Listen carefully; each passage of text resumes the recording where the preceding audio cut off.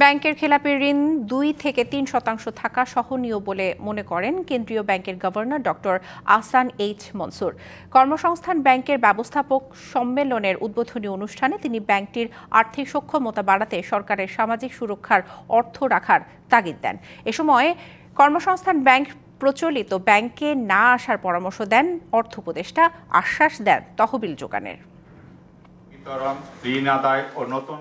সরকারি বিভিন্ন সংস্থা থেকে প্রশিক্ষণপ্রাপ্তরা সহজ শর্তে ও কম সুদে ঋণ নিতে পারেন বিশেষায়িত কর্মসংস্থান ব্যাংক থেকে। জানানো হয়, ক্ষুদ্র ঋণ বিতরণের কারণে এই ব্যাংকের আদায় 95%। এবং আর্থিক ব্যবস্থাপক সম্মেলনে গভর্নররাও প্রশংসা করলেন কর্মসংস্থান ব্যাংকের কার্যক্রমের। ব্যাংকটা কিন্তু একটু লৌকিতে কিছুটা অদৃশ্যভাবেই মোটামুটি ভালো কাজ করছে। এখানে একটা কর্মযোগ্য সৃষ্টি হচ্ছে।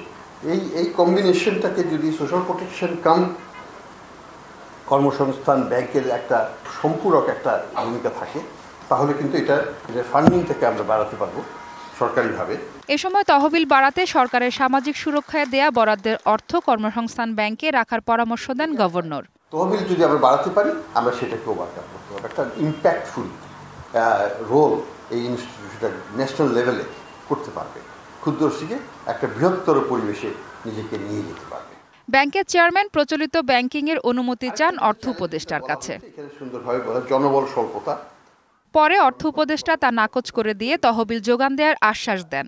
আমরা আমাদের দিক থেকে, সরকারের দিক থেকে আশ্বাস দিচ্ছি, যতটুকু পারে আমরা কর্মসংস্থান ব্যাংকে আমরা সামনে এগিয়ে নেওয়ার চেষ্টা করব।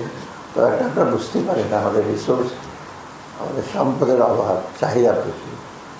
তার মধ্যে থেকে আমরা চেষ্টা করছি কোনোভাবে ভালো দিকটাকে আমরা, ভালো প্রচেষ্টা কর্মসংস্থান ব্যাংকের তার মধ্যে একটি, তাদেরকে যথাসাধ্য আমরা চেষ্টা করব। এর আগে ব্যাংকটির বিশেষ ঋণ বিনিয়োগ স্কিম সঞ্চিতার উদ্বোধন করা হয়। দেশব্যাপী 277টি শাখায় ঋণ কার্যক্রম পরিচালনা করার কর্মসংস্থান ব্যাংকের 36% গ্রাহকই নারী উদ্যোক্তা।